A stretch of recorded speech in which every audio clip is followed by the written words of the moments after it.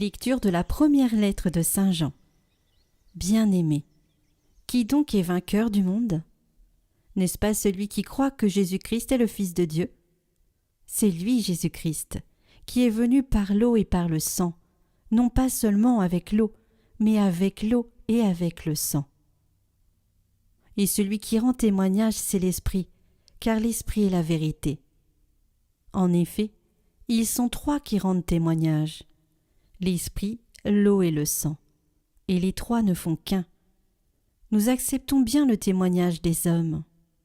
Or, le témoignage de Dieu a plus de valeur, puisque le témoignage de Dieu, c'est celui qui rend à son Fils. Celui qui met sa foi dans le Fils de Dieu possède en lui-même ce témoignage. Celui qui ne croit pas en Dieu, celui-là fait de Dieu un menteur, puisqu'il n'a pas mis sa foi dans le témoignage que Dieu rend à son Fils. Et ce témoignage le voici. Dieu nous a donné la vie éternelle, et cette vie est dans son Fils. Celui qui a le Fils possède la vie. Celui qui n'a pas le Fils de Dieu ne possède pas la vie. Je vous écris cela pour que vous sachiez que vous avez la vie éternelle, vous qui mettez votre foi dans le nom du Fils de Dieu.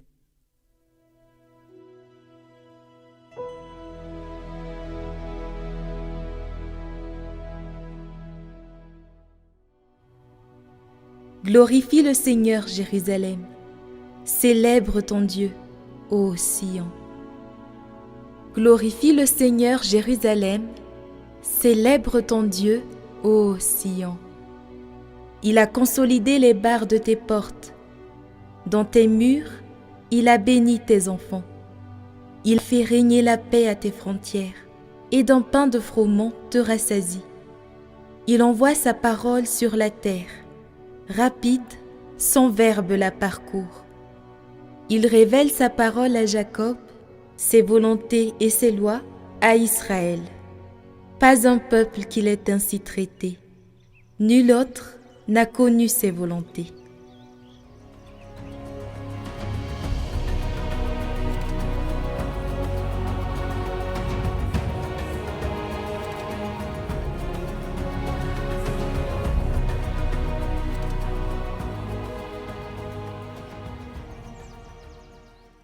Évangile de Jésus-Christ selon saint Luc.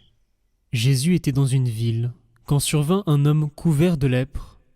Voyant Jésus, il tomba face contre terre et le supplia. « Seigneur, si tu le veux, tu peux me purifier. » Jésus étendit la main et le toucha en disant « Je le veux, sois purifié. » À l'instant même, la lèpre le quitta. Alors Jésus lui ordonna de ne le dire à personne. Va plutôt te montrer au prêtre, et donne pour ta purification ce que Moïse a prescrit. Ce sera pour tous un témoignage. De plus en plus, on parlait de Jésus. De grandes foules accouraient pour l'entendre et se faire guérir de leur maladie. Mais lui se retirait dans les endroits déserts, et il priait.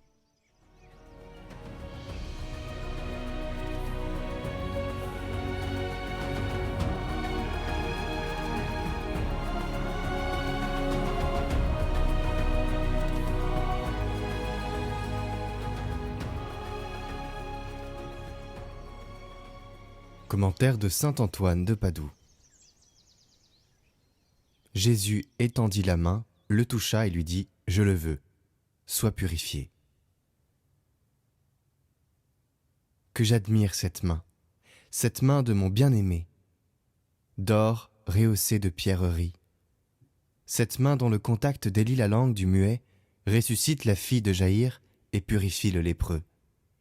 Cette main dont le prophète Isaïe nous dit « Elle seule a fait tous ces prodiges. » Étendre la main, c'est donner un présent. Ô Seigneur, étends ta main, cette main que le bourreau étendra sur la croix. Touche le lépreux et fais-lui largesse. Tout ce que ta main touchera sera purifié et guéri. Il toucha l'oreille de Malchus, dit saint Luc, et le guérit. Il étend la main pour accorder au lépreux le don de la santé. Il dit « Je le veux, sois guéri. » Et aussitôt, la lèpre est guérie. Tout ce qu'il veut, il le fait. En lui rien ne sépare vouloir et accomplir. Or, cette guérison instantanée, Dieu l'opère chaque jour dans l'âme du pécheur, par le ministère du prêtre. Le prêtre a un triple office. Il doit étendre la main, c'est-à-dire prier pour le pécheur et avoir pitié de lui. Il doit le toucher, le consoler, lui promettre le pardon. Il doit vouloir ce pardon et le donner par l'absolution. Tel est le triple ministère pastoral que le Seigneur confie à Pierre quand il lui dit, par 3 fois, « Sois le pasteur de mes brebis ».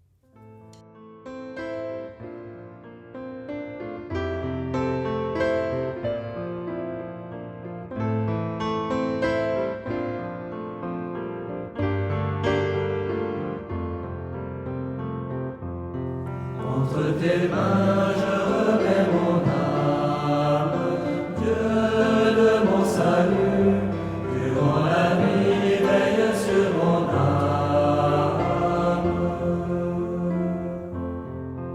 Cache